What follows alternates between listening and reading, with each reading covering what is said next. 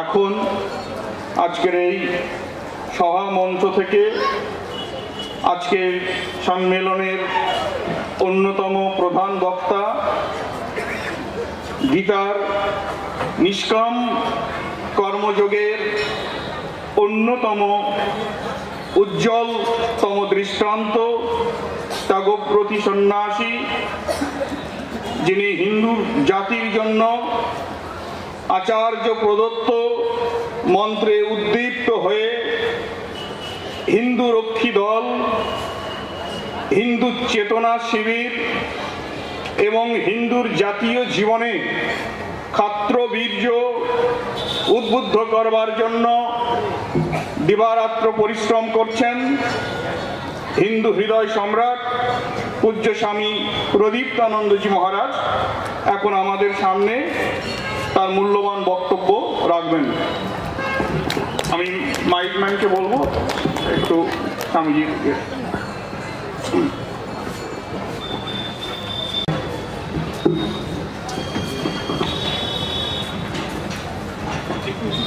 মুখং করোতি বাচালং পঙ্গুং লঙ্ঘয়তে গিরিম যৎকৃপাতমহং বন্দে পরমানন্দ মাধবং অমহৈতুকীং প্রেমঘন দিব্যমূর্তিম আচার্য রূপং প্রণবং নমামি। ভারত সেবাশ্রম সংঘের বালুরঘাট শাখার শ্রী শ্রী গীতা জয়ন্তীর বার্ষিক উৎসব। এই উৎসবে ভারত সেবাশ্রম সংঘের বিভিন্ন শাখা থেকে সন্ন্যাসী মণ্ডলী এসেছেন, যারা নহে ধন নহে মান, জীবনের সর্বাপেক্ষা প্রিয় বস্তু করিয়া ইন্ধন জ্বালায়ছে হোম হুতাসন। এই ত্যাগব্রতী সন্ন্যাসী সত্যম শিবম সুন্দরমের অপূর্ব মূর্তি। এই সন্ন্যাসী ত্যাগের মন্ত্রে দীক্ষিত যারা মানুষ তারা নয়, মানুষের বেশে দিয়ে যায় তারা দেবতার পরিচয়।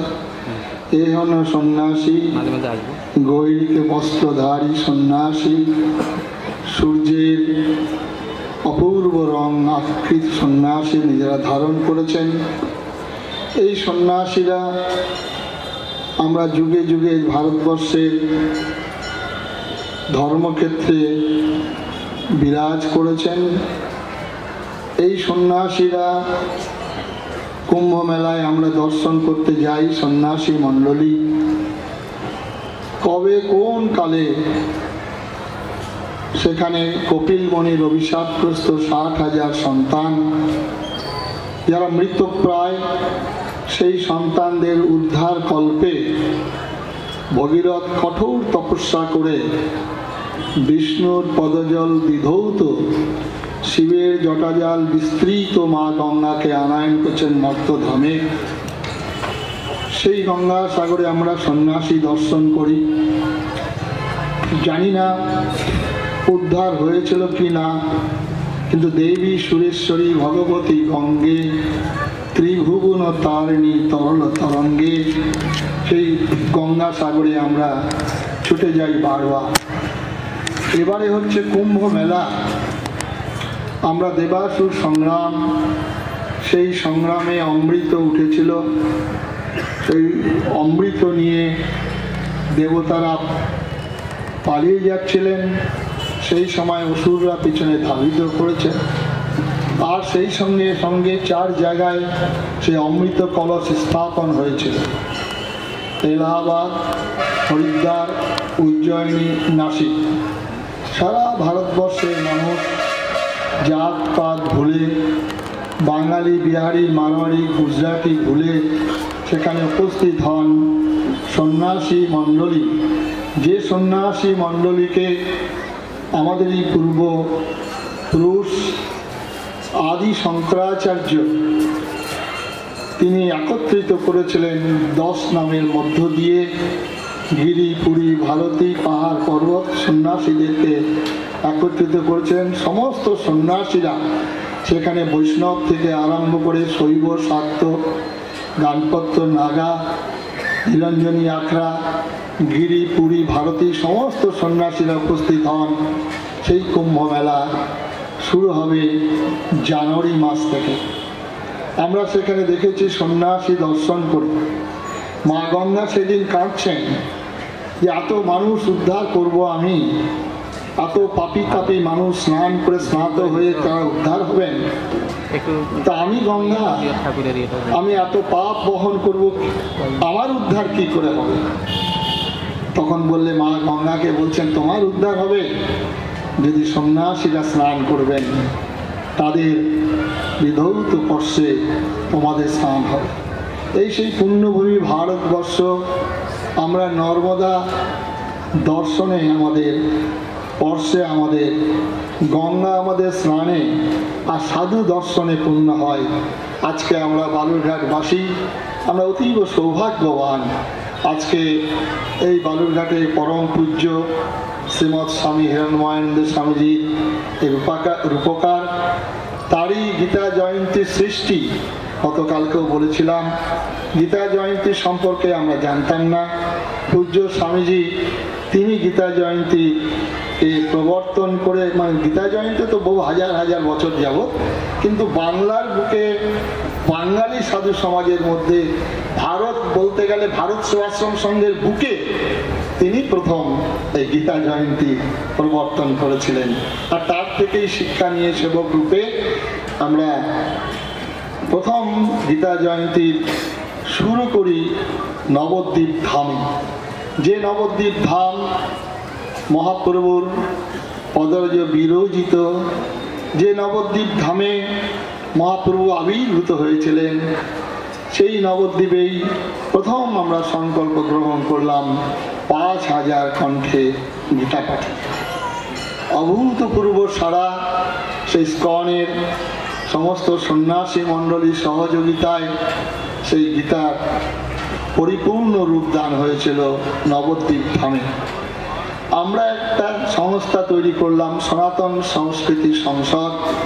সেটাও আবার ভারত সেবাশ্রম সংঘের প্রধান কার্যালয়ে মিটিং করে গুরু মহারাজের আশীর্বাদ নিয়ে আমরা কজন সন্ন্যাসী, সেই সন্ন্যাসীর মধ্যে সেবক রূপে কাঠবিড়ালির মতো আমি উপস্থিত থেকে সভাপতিত্ব করেছিলাম। সংকল্প গ্রহণ করলাম নবদ্বীপে প্রভুর চরণ স্পর্শ করে। সেই নবদ্বীপ ধামে থেকে আমরা বললাম যে কলকাতার মধ্যমণি, পশ্চিমবঙ্গের মধ্যমণি ব্রিগেড প্যারেড গ্রাউন্ডে আমরা 1,00,000 কণ্ঠে গীতা পাঠ করব। যে ব্রিগেড প্যারেড গ্রাউন্ডে রাজনৈতিক তরজা, রাজনৈতিক সমাবেশ, লক্ষ মানুষকে সেখানে সমবেত করেন, সেই ব্রিগেড প্যারেড গ্রাউন্ডে স্বাধীনতার পর, স্বাধীনতার আগে এবং পরে প্রথম গৈরিক ধ্বজ উত্তোলিত হয়ে সেখানে 1,37,000 মানুষের কণ্ঠে গীতা পাঠ। বিরোধিতা করেছিলেন ক্ষমতাসীন সরকার, নানাভাবে বিরোধিতা করেছেন, সহযোগিতা মোটেই করেননি।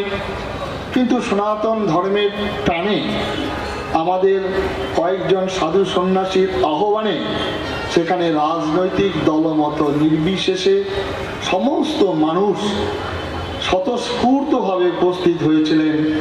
অভিভূত হয়েছিলাম কলকাতার বুকে এরকম লক্ষাধিক কণ্ঠের গীতা পাঠের মাধ্যম দিয়ে। প্রশ্ন করেছিল সাংবাদিক কুল যে হঠাৎ স্বামীজি মহারাজ গীতা নিয়ে এত চর্চা, গীতা নিয়ে এত পাঠের ব্যবস্থা কেন? ইতিমধ্যেই আমাদের স্বামীজিরা অনেকেই আলোকপাত করেছেন। শ্রীমদ্ ভগবদ গীতা এমন একটি ধর্মগ্রন্থ, পৃথিবীর সমস্ত মানুষের কল্যাণে নিয়োজিত শ্রীমদ্ ভগবদ গীতা। এই গীতা হচ্ছে বিনা তেলের প্রদীপ। আজকে 5165 বছর যাবৎ এই শ্রীমদ্ ভগবদ গীতা মানব জাতির কল্যাণে নিয়োজিত। এই শ্রীমদ্ ভগবদ গীতা সম্পর্কে বহু মনীষীরা বহু রকম ভাবে আলোকপাত করেছেন। আকাশের মতো উদার, সীমানার কোনো খোঁজ খবর পাওয়া যাবে না শ্রীমদ্ ভগবদ গীতার তত্ত্বে। শ্রীমদ্ ভগবদ গীতার গভীরতার সম্পর্কে বলছেন সমুদ্রের মতো গভীর। এই হচ্ছে শ্রীমদ্ ভগবদ গীতা। বলছিলেন স্বামীজি, সন্ন্যাসী, ভিখারি, রাজা, প্রজা, বিধবা, সধবা, বালক, যুবক সবার জন্যে শ্রীমদ্ ভগবদ গীতা। বলছিলেন স্বামীজি, শ্রীমদ্ ভগবদ গীতাকেও গান্ধীজি বলেছিলেন Gita is my mother. Shrimad Bhagavad গীতায় মানব জাতির এমন কোনো প্রশ্ন নেই যে প্রশ্নের উত্তর শ্রীমদ্ ভগবদ গীতায় নেই। শ্রীমদ্ ভগবদ গীতার যদি জ্ঞানযোগীর দৃষ্টি নিয়ে কেউ লেখেন, তাহলে আমরা দেখব শ্রীধর স্বামী, আমরা দেখব শঙ্করাচার্যের ভাষ্য, আমরা আবার দেখব কর্মযোগীর মধ্যে বাল গঙ্গাধর তিলকের শ্রীমদ্ ভগবদ গীতা। এমন একটি গীতা যে কন্যারই থেকে দাঁড়িয়ে দেখুক মনে হচ্ছে গীতা আমার দিকে রয়েছে, আমার দিকে চেয়ে রয়েছেন। এই শ্রীমদ্ ভগবদ গীতা যেমন মৃত্যু পথ যাত্রীর জন্য, আবার এই শ্রীমদ্ ভগবদ গীতা আবার মৃত্যু পথ থেকে ফিরে আসার জন্য শ্রীমদ্ ভগবদ গীতা।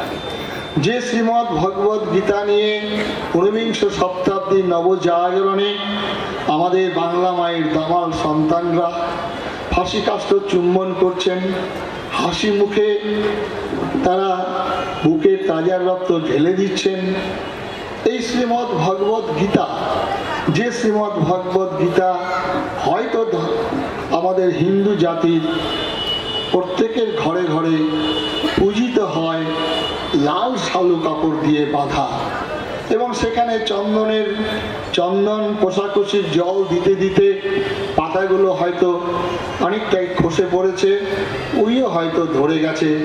এই শ্রীমদ্ ভগবদ গীতা আমরা খুলে দেখলাম না যে শ্রীমদ্ ভগবদ গীতায় কি রয়েছে। এই শ্রীমদ্ ভগবদ গীতা আমাদের উত্তরসূরিরা বাংলার বুকে যে লাল পতাকা নিয়ে যে আন্দোলন করেছিলেন, সেই আন্দোলনের অনুসারী হয়ে আমরা তো ভেবেছিলাম হয়তো এই বলেই স্বাধীনতা হয়েছিল, কিন্তু এটা স্বাধীনতা হয়নি। স্বাধীনতা হয়েছিল বলছিলেন আমাদের শ্রদ্ধেয় হরিপদানন্দজি মহারাজ শ্রীমদ্ ভগবদ গীতা বুকে ধরে।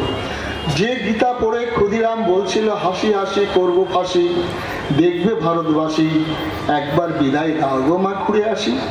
মনে হচ্ছে স্কুলে যাচ্ছে, বলছে মা আমি স্কুলে যাচ্ছি, আবার ফিরে আসবো। চিন্তা করা যায় এই শ্রীমদ্ ভগবদ গীতা।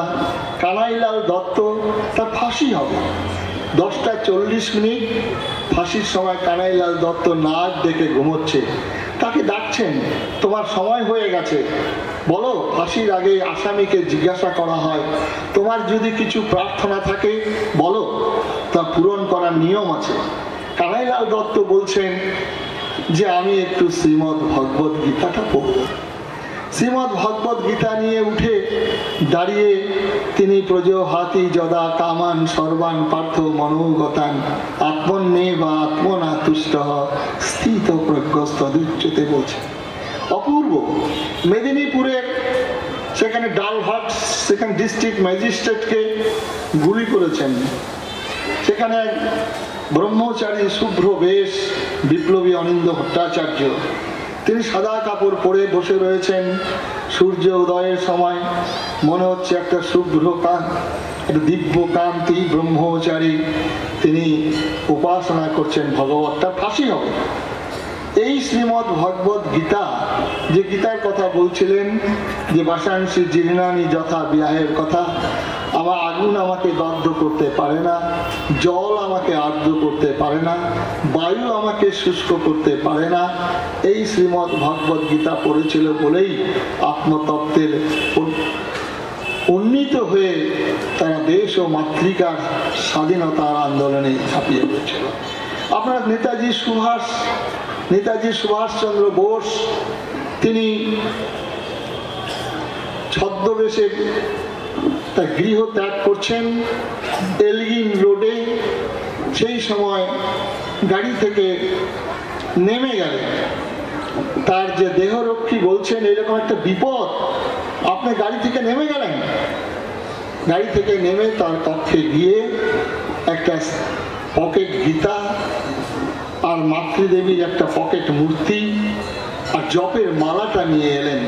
বলে আমি বড় ভুল করেছিলাম, আমি আমার জপের মালা আর আমার মাতৃকা দেবীর মূর্তিটা আমি ছেড়ে এসেছিলাম। গাড়ি তিনি চললেন, তারপরে রেঙ্গুনে পৌঁছলেন। বোম্পিং হচ্ছে, একের পর এক আজাদ বাহিনীর ছাত্ররা মারা যাচ্ছে। ছেলেরা, একটা ছেলে তার দেহ থেকে রক্ত বেরিয়ে যাচ্ছে, তাকে তখন তার যারা সাথী তারা বলছেন তুমি তো মারা যাবে, তুমি চলো। গৃহের অভ্যন্তরে বিশ্রামালয়ে নিয়ে যাবেন। সেই ছেলেটি বলছেন তোমরা গিয়ে আমার নেতাজিকে বলো যে তোমরা আমাকে রক্ত দাও, আমি তোমাদের স্বাধীনতা দেব। বলো বলো, আমি আমার দেহের সমস্ত রক্ত উজাড় করে দিয়েছি। এ হেন নেতাজি যখন গিয়ে পৌঁছালেন, দেখছেন নেতাজি ধ্যানস্থ, সামনে তার ভগ্ন মন্দিরে মাতৃমূর্তি দিয়ে তিনি প্রার্থনা করছেন, প্রসীদ মাম প্রসীদ মাম প্রপন্নার্তি হরে প্রসীদ প্রসীদ মাত জগৎ অখিলস্য প্রসীদ বিশ্বেশ্বরী পাই বিশ্বে অঙ্গল প্রণাম করছেন। এ হেন নেতাজিকে আমরা বাংলার বাঙালি কি না করেছিলাম। গাধার টুপি, টাইগার কি কুত্তা বলে রাস্তায় রাস্তায় মিছিলে মিছিলে ছায়া করে দিয়েছিলাম। আর সেই বাংলার পাপ, আজকে সেই বাঙালি আমাদের পূর্বপুরুষরা যে পাপ করেছেন সেই পাপটা আমাদেরকে বহন করতেই হবে। এমন একজন বাঙালি যার আমরা জন্মদিন জানলাম, মৃত্যু রহস্য জানলাম। এই বাংলার বুকে এমন প্রতিষ্ঠানগুলো দাঁড়িয়ে রইল, ধর্মীয় প্রতিষ্ঠান, যে প্রতিষ্ঠানটি ইসকন, আজকে যা পৃথিবী ব্যাপী। এই ইসকনের প্রতিষ্ঠাতা বলছিলেন আমার আগ্রহী বক্তা, তিনিও বাঙালি। 70 বছর বয়সে গিয়ে সেখানে ভগবানের নাম সম্বল করে আজকে পৃথিবীর এতগুলি দেশে তারা আজকে এই ইসকন প্রতিষ্ঠা করে ভগবানের নাম গান গাইছে। আরেকটি প্রতিষ্ঠান রামকৃষ্ণ মিশন, তারও প্রতিষ্ঠাতা বাঙালি, বাংলার বুকে তৈরি হয়েছিল। আরেকটি প্রতিষ্ঠান ভারত সেবাশ্রম সংঘ, তারও প্রতিষ্ঠা এই বাংলায়।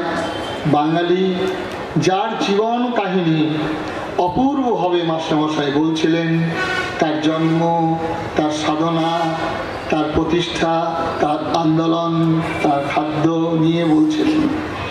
তা আজকে সেই বাংলার বাঙালির কি দুর্দিন, আজকে একবারও কি আপনারা চিন্তা করবেন না? পার্শ্ববর্তী রাষ্ট্রে দৈনন্দিন শত শত মা ভাই বোন কাঁদছেন, একের পর এক মন্দিরগুলোকে ভেঙে দিচ্ছেন, একের পর এক মা, একের পর এক বোন আজকে সরস্বতী নাম না, দুর্গা নাম না।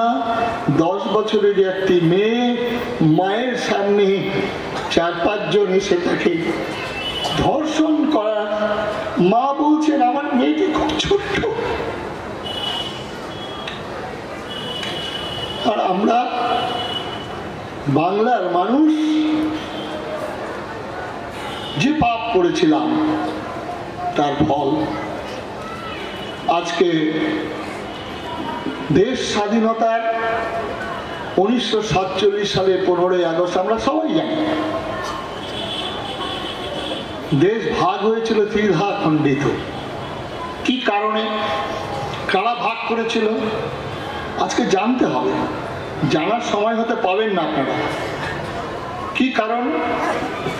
কেউ বা বলবেন গান্ধীজি, কেউ বা বলবেন জওহরলাল নেহরু, কেউ বা বলবেন তদানীন্তনকালের রাজনৈতিক নেতৃবর্গ, তাদের মিথ্যা ভণ্ডামি, তাদের ভুল বার্তা আমরা ভুলে গিয়েছিলাম।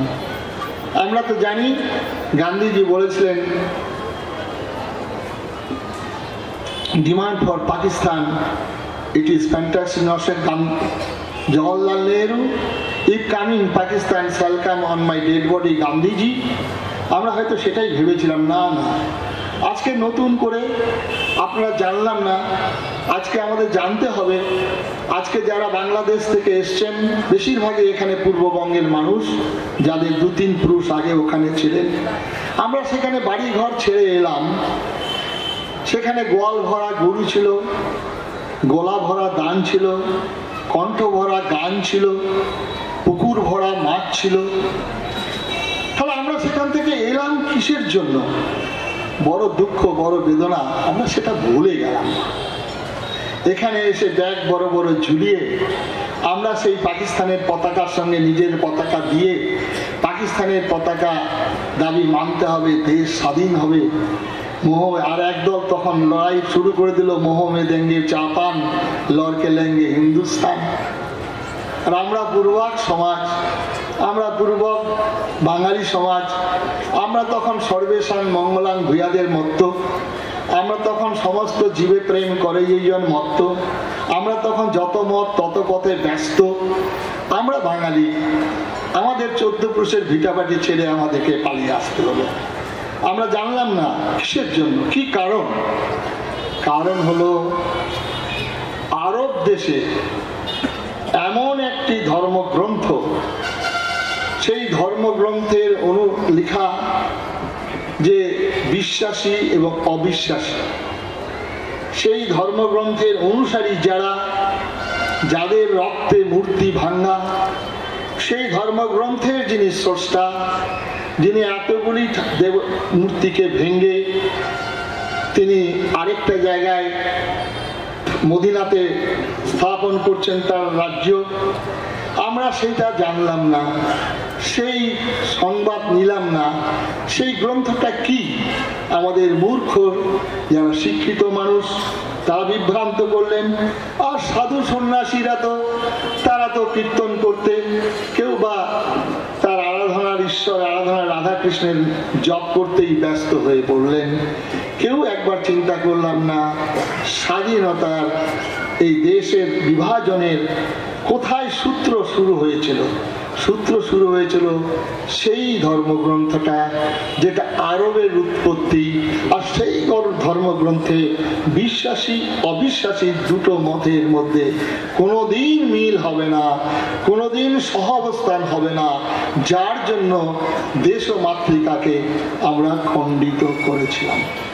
পরবর্তীকালে আমরা ভুলে গেলাম যে আমাদের ভগবানের যিনি সৃষ্টি, যিনি রামচন্দ্র, তিনি আবির্ভূত হলেন, তিনি কি করলেন তার জীবন থেকে আমরা শিক্ষা গ্রহণ করলাম না।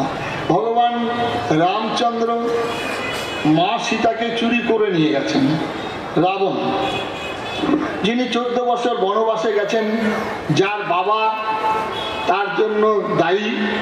রাজা হবেন, রাজ্যাভিষেক সমস্ত তৈরি, সেখানে তার প্রহিত মণ্ডলী তৈরি, রাজ সিংহাসন তৈরি, রাজ মুকুট তৈরি। এইরকম পরিস্থিতিতে তাকে বনে যেতে হচ্ছে। আর বনে গিয়ে তিনি তো তাহলে বলতেই পারতেন যে সবার মধ্যে ঈশ্বর দর্শন করতে পারতেন, সবার সঙ্গে তিনি কোলাকুলি করতে পারতেন। হ্যাঁ, কিছুক্ষণ আগেই যিনি বক্তা বলছিলেন মাস্টারমশাই যে আমাদের মধ্যে জাতিভেদ, দেখুন তো রামচন্দ্র সেদিন কি করলেন। রামচন্দ্র কিন্তু জাতিতে জন্মসূত্রে ব্রাহ্মণ ছিলেন না।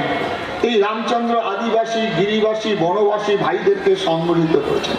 কর্মযোগ ভগবান রামচন্দ্র কিভাবে করছেন?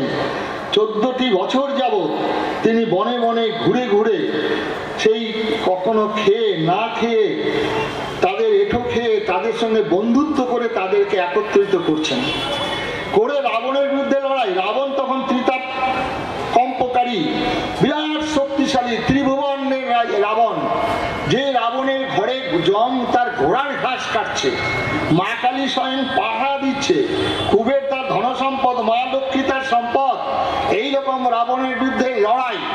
আর সেই রাবণকে তাহলে তো বলতেই পারতেন, আমাদের হিন্দু ধর্মের তো জ্ঞানের মানে চরম শিখা, যে সব ধর্মের সমান, সবার মধ্যে ঈশ্বর, সব ঈশ্বর।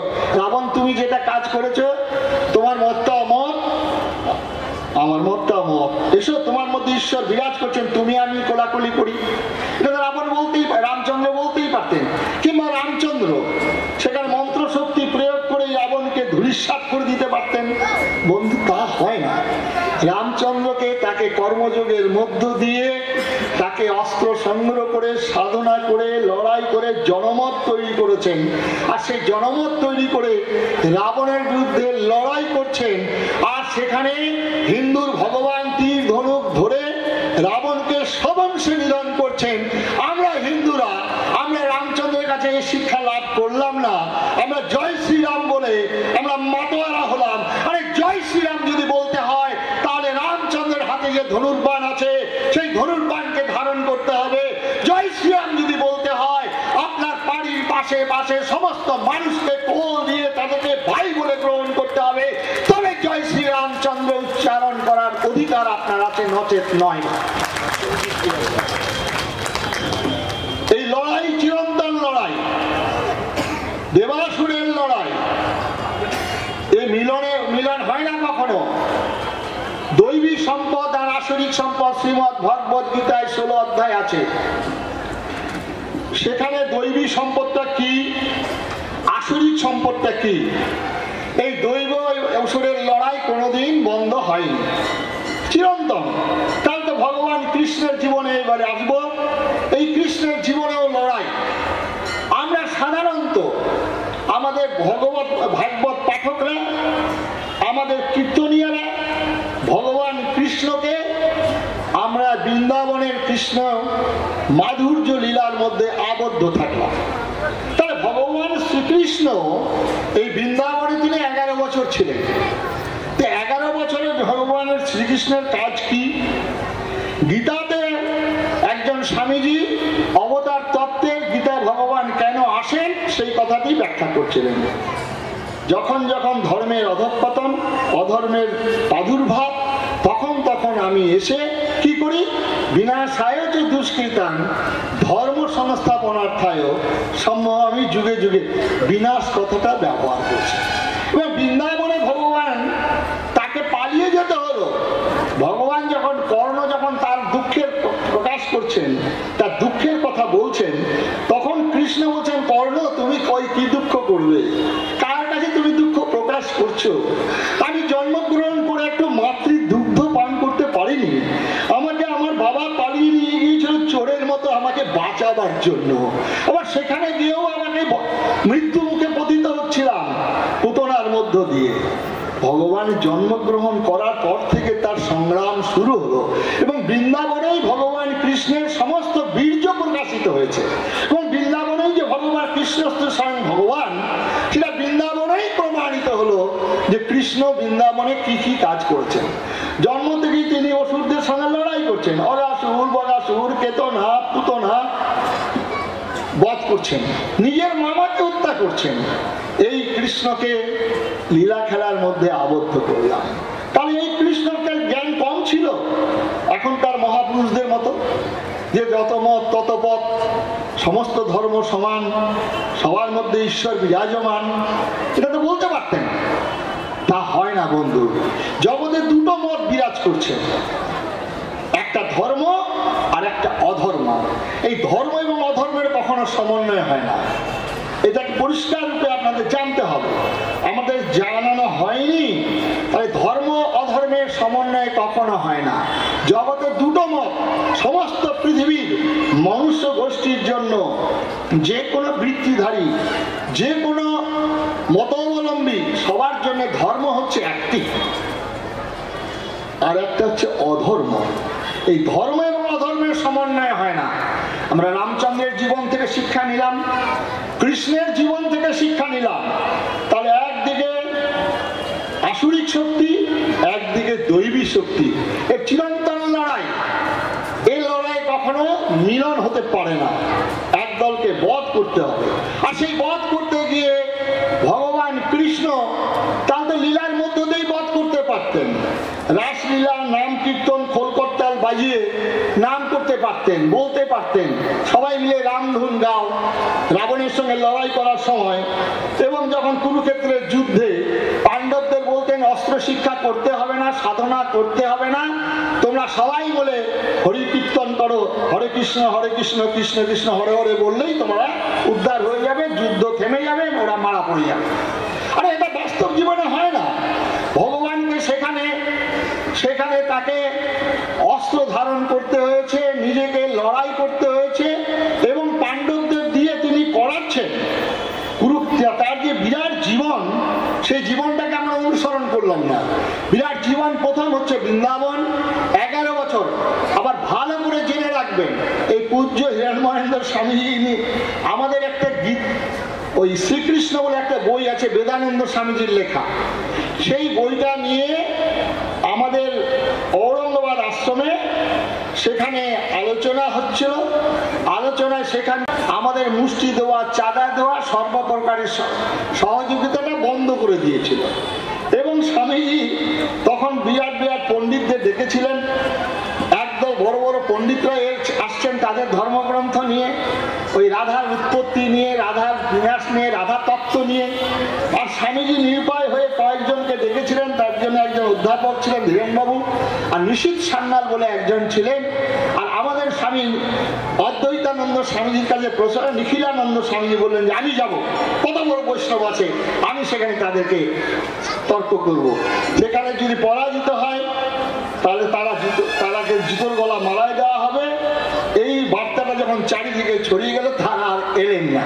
তো এই হচ্ছে এখানে আমরা শুনেছিলাম যে তখন হিরণমহেন্দ্র স্বামীজি রাধার ক্রমবিকাশ, যেটা ডক্টর শশীভূষণ দাশগুপ্তের লেখা, হেডমাস্টার মশাই আপনি একটু স্মরণ করে নেবেন, আপনারা যারা শিক্ষিত লোক আছেন।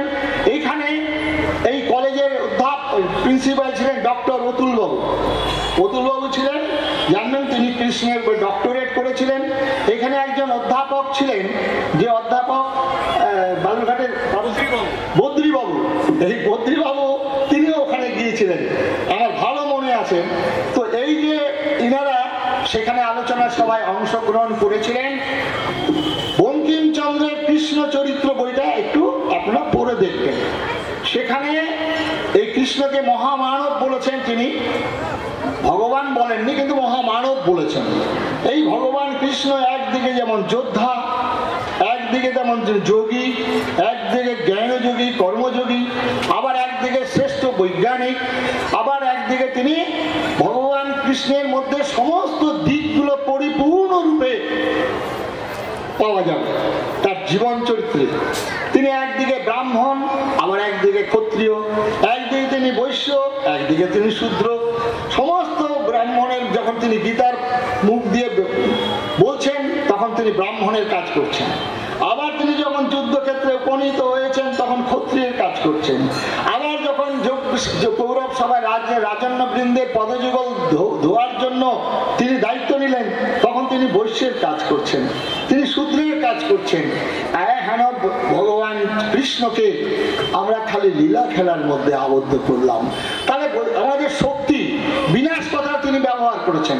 বিনাশ কথাটা ব্যবহার করতে গেলে তাহলে কখনো মালাচন্দন, কখনো রাসলীলা, কখনো নৌকা বিলাসের মধ্যে দিয়ে হয় না। কীর্তনীয়রা এমন ভাবে কীর্তন করছেন যে যেও না যেও না যমুনার ধারে রাধা, ওখানে বসে আছে কালু হারাম জানা। এই জন্য কীর্তনীয়দের ভাষা।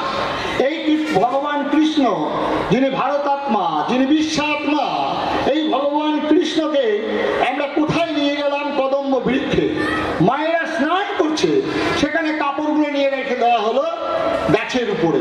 আর কৃষ্ণ সেখান থেকে ডাকছেন যে তোমরা জল থেকে উঠে এসো। এক হাতে হবে না, 2 হাত তুলে আসতে হবে। কোথায় কোন জায়গায় আছে? এইভাবে আমাদের এত বড় ভগবানের জীবন, বিশাল জীবনকে কোন জায়গায় আমরা নিয়ে গেলাম, যার ফল আমাদের ভোগ করতে হচ্ছে। এই কৃষ্ণ বৃন্দাবনে 11 বছর আর বৃন্দাবনে ফিরে যাননি। তারপরে তিনি চলে গেলেন বৃন্দাবন থেকে মথুরায়, মথুরা থেকে চলে গেলেন কুরুক্ষেত্র, কুরুক্ষেত্র থেকে দ্বারকায়। এই কীর্তনীয়দের একবার বলুন তো যে আপনারা এখানে কালিয়নাগ দমন একটা কীর্তন করুন তো, সেটা পারবে না, সে তার ক্ষমতা নেই, ওই জায়গায় নিয়ে চলে যাবে এই কীর্তনীয়রা। সুতরাং আজকে কৃষ্ণের জীবন থেকে, তিনি তো ইচ্ছা করলেই গাছের পাতা নড়ে না, তার ধূলিকণা ওড়ে না, তিনি সর্বশক্তিমান, তিনি সর্বজ্ঞ। এই ভগবান কৃষ্ণ তার যুদ্ধের কোনো প্রয়োজনই ছিল না, কিন্তু তাকে যুদ্ধ করতে বাধ্য হলো। এবং যুদ্ধ করবেন না বলো তবুও মানুষের শিক্ষার জন্য, অনাগত ভবিষ্যতের মানুষ কৃষ্ণকে যুদ্ধবাজ বলে বলবেন, তাই তিনি গেলেন কৌরব সভায় গিয়ে বললেন দুর্যোধনকে, দুর্যোধন তোমরা এদের ভাই, ন্যায্য তো অর্ধেক রাজ্য পাবে, সুতরাং অর্ধেক রাজ্য তুমি দাও। অর্ধেক রাজ্য যদি নাও দিতে ছিল, যখন দিতে চাইল না, 5টা গ্রাম ছিল, বিনা যুদ্ধে নাই দেব সুচাগ্র মেদিনী। এই ভগবান শ্রীকৃষ্ণকে যুদ্ধ করতে হলো। গীতাতে উদ্বুদ্ধ করছেন কাকে? অর্জুনের মধ্য দিয়ে অনাগত ভারতবর্ষের এই হিন্দুকে, এই হিন্দু জাতিকে। কেন, কিসের উদ্বোধন করলেন? সেখানে আমাদের বিচার সভা হচ্ছে, বিচার সভায় সেখানে উপস্থিত হয়েছেন সবাই। সেই সভায় দাঁড়িয়ে অর্জুন যখন বললেন, আমি আত্মীয় স্বজনকে বধ করব না, আমি সারা সম্বন্ধী বন্ধু বান্ধবকে বধ করলে শঙ্কর জাতি উৎপন্ন হবে, আমার হাত কাঁপছে, আমার ধনুক গান্ডীব আমার হাত থেকে পড়ে যাচ্ছে, পা কাঁপছে, সিদন্তি মম গাত্রাণী বলছে, এইরকম পরিস্থিতিতে বলছেন আমি ভিক্ষান্ন ভোজন করব, আমি বনগমন করব। এই যদি আপনারা যারা আজকে দর্শক আছেন, আমাদের ভাইদের মধ্যে ঝগড়ায় এক ভাই যখন এই কথা বলছেন, আপনারা সবাই সাবাস অর্জুন, তুমি সাবাস, ভাইদের জন্য তুমি সব ত্যাগ করে দিচ্ছ, তোমার মতো প্রগতিবাদী তোমার মতো হয় না। আর কৃষ্ণ তো বলতে পারতেন, যাও খোল করতাল নাও, সারা রাত্রি খোল করতাল বাজাও, লোকের ঘুমের ব্যাঘাত করে, যাও, বলতে পারতেন। তো ভারতাত্মা ভগবান শ্রীকৃষ্ণ সেখানে দাঁড়িয়ে অর্জুনকে বলছেন, অর্জুন তুমি ন্যাকামি করো না, তুমি ভণ্ডামি করো না। বলেই অর্জুন শুরু করলেন গীতা। ভগবান কৃষ্ণ ক্লৈবং মাস্ম তমঃ পার্থ নৈতত্য পদ্ধতে ক্ষুদ্রং হৃদয়ং দৌর্বল্যং ত্যক্ত উত্তিষ্ঠ পরং তপঃ হতৌ বা প্রাপ্স্যসি স্বর্গং জিত্বা বা ভক্ষ্যসি মহিম অতৌ চেৎ তাইমাং ধর্মং সংগ্রামং ন করিষ্যসি তত স্বধর্মং কীর্তিঞ্চ হিত্বা পাপং অবাপ্স্যসি অতৌ চেৎ তাইমাং ধর্মং সংগ্রামং ন করিষ্যসি। কি বলছেন? অর্জুনকে উপলক্ষ করে আমাদেরকে, ওঠো, ক্লিবতা পরিহার করো, অস্ত্র হাতে নাও, অন্যায়ের বিরুদ্ধে ন্যায়কে প্রতিষ্ঠা করা, অসত্যের বিরুদ্ধে সত্যকে প্রতিষ্ঠা করা, তোমার প্রাপ্য রাজ্য, সেই রাজ্যকে উদ্ধার করতে হবে। আর সেই উদ্ধার করতে গিয়ে কুরুক্ষেত্রের যুদ্ধে পরতে পরতে, ছত্রে ছত্রে, কখনো ছল, কখনো কৌশল, কখনো বল প্রয়োগ করছেন, কখনো প্রতিরোধ, কখনো প্রতিবাদ, কখনো প্রতিশোধ করবে ঝাঁপিয়ে পড়ার জন্য অর্জুনকে উদ্বুদ্ধ করছেন ভগবান শ্রীকৃষ্ণ। শ্রীমদ্ ভগবদ গীতা থেকে এ শিক্ষা গ্রহণ আমরা করিনি। শ্রীমদ্ ভগবদ গীতায় বলছিলেন উৎপলানন্দ, কোনটা হচ্ছে কর্ম, কোনটা অকর্ম, কোনটা সত্য, কোনটা মিথ্যা, কোনটা ধর্ম, কোনটা অধর্ম, এই বিচার হচ্ছে শ্রীমদ্ ভগবদ গীতায়। সেখানে যখন অর্জুন যখন তিনি যেমন বিভ্রান্ত হচ্ছেন ভগবান শ্রীকৃষ্ণের কথাতে, কর্ণ যখন সেখানে বলছেন যে দাঁড়াও, তুমি ক্ষত্রিয় ধর্ম পালন করো অর্জুন, আমার রথের চাকা বসে গেছে, নিরস্ত্রর গায়ে ক্ষত্রিয় আঘাত করতে নেই, আমি একটু চাকাটা তুলি, তারপরে তখন তুমি আমার সঙ্গে লড়াই করো। অর্জুন তখন ভেবেছিল, তাই তো, আমি ক্ষত্রিয় যুদ্ধ করব না, নিরস্ত্র গায়ে আঘাত করব না। ভগবান ভারতাত্মা কৃষ্ণ সেখানে উপস্থিত হলেন। অর্জুনকে বলছেন, অর্জুন কর্ণকে শোনাও, যখন ওই জুতো ঘুরিয়ে পুড়িয়ে মারার চক্রান্ত করেছিল তখন কর্ণ তোমার ধর্ম কোথায় ছিল? অর্জুন শোনাও কর্ণকে, যখন ওই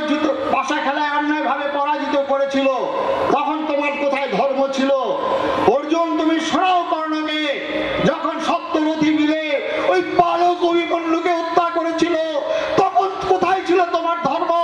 কর্ণ অর্জুন, তুমি শোনাও। যখন দ্রৌপদীকে এক রজস্বলা দ্রৌপদীকে উলঙ্গ করার চেষ্টা করছে রাজসভায়, তখন কর্ণ। এই সুযোগ অর্জুন মারো বাণ। অর্জুন তখন বাণ মারলেন, কর্ণ মারা গেলেন। এই শিক্ষা আমরা কুরুক্ষেত্রের মাঠে শ্রীমদ ভগবদ গীতা থেকে আমরা জানি। কৃষ্ণ নাকি একই জায়গায় মিথ্যা কথা বলিয়েছিলেন, ওই অশ্বত্থামা হত ইতি গজ। না না, মহাভারত খানা একটু ভালো করে পড়বেন। আজকেও জিজ্ঞাসা করলাম, বালুরঘাটে এত শিক্ষিত মানুষ, বালুরঘাটে এত কালচার জায়গায় দীক্ষা নেওয়ার সময় মহাভারতের একটা কথা বলতে পারছে না। যে আজকে বড় দুঃখ লাগলো। তাহলে আমরা কিসের হিন্দু হব? যদি হিন্দু হতে হয় তাহলে মনে প্রাণে হিন্দু হতে হবে, আচার আচরণে হিন্দু হতে হবে, তবেই আপনি হিন্দু, নয়তো কিসের হিন্দু পরিচয় দেবেন? তাই আজকে মহাভারত রামায়ণ থেকে শিক্ষা গ্রহণ করবেন, মহাভারত থেকে শিক্ষা গ্রহণ করবেন। যদি না করি তাহলে আমাদের ওই যা অবস্থা হচ্ছে পূর্ববঙ্গে, সেই জায়গায় আমরা পৌঁছে যাব আগামী মাত্র কয়েকটি বছরে।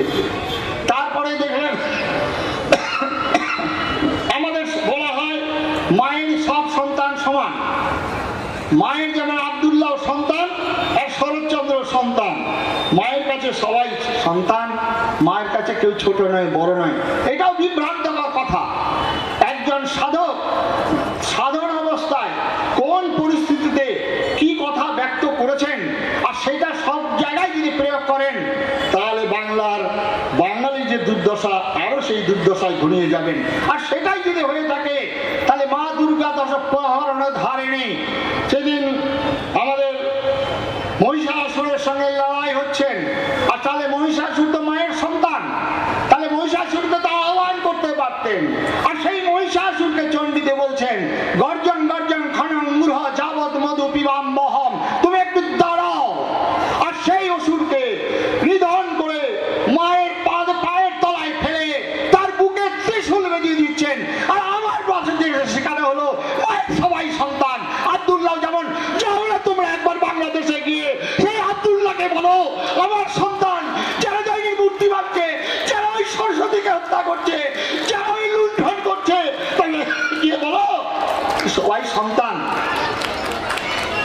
বন্ধুগণ, আজকে পোকাগুলো আমাদের কথায় কথায় চৈতন্য মহাপ্রভুর কথা বলা। চৈতন্য মহাপ্রভুর ওই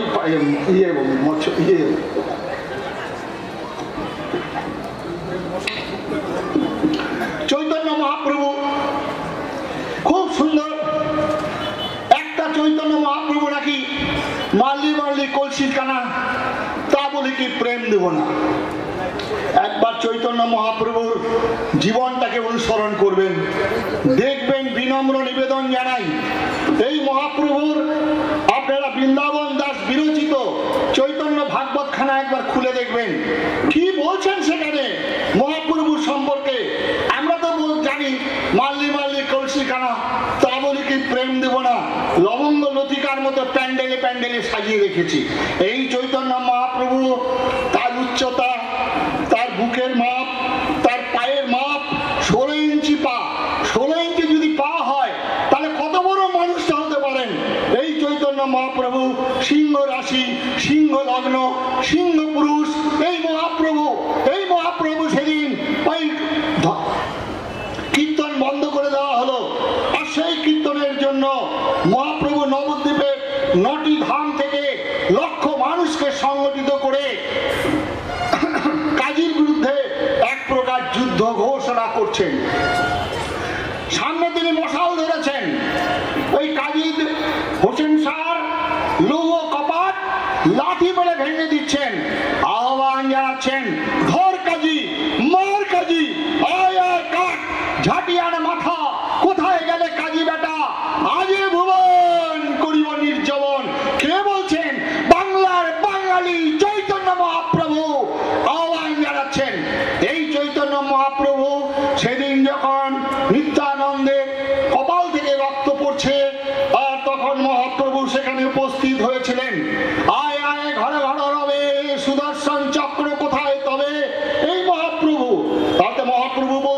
বলছেন হরেন নাম হরেন নামিব কেবলম কলেই নাস্তেব নাস্তেব গতিরন্যথা। তাহলে মহাপ্রভুকে আজকে সংগঠিত করে আজকে ওই কাজীর বিরুদ্ধে যুদ্ধ ঘোষণা করলো কেন? এই মহাপ্রভু লাঠি মেরে কাজীর কপাটটা ভেঙে দিয়ে তাকে আহ্বান জানাচ্ছেন। এই মহাপ্রভু বাংলার বুকে প্রথম বিপ্লবী। এই মহাপ্রভু আমার বাংলার বিপ্লবী।